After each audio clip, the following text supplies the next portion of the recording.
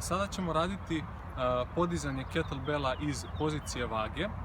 Cilj ove vežbe jeste jačanje mišića donjeg dela leđa, mišića natkolenice, pre svega zadnje lože natkolenice, i jačanje mišića koji služe za stabilizaciju skočnog zgloba.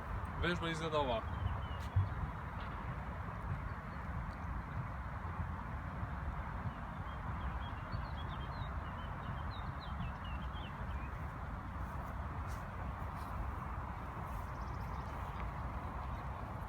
Ono što je najbitnije za pravilno izvođenje ove vežbe jeste aktivno stopalo, stegnut stomak kako bismo imali dobar balans, ruka koju držimo kettlebell je sve vreme opružena, u poziciji vage leđa su skroz ispravljena, a početan položaj dolazimo tako što celo telo dovodimo kompletno u vertikalu.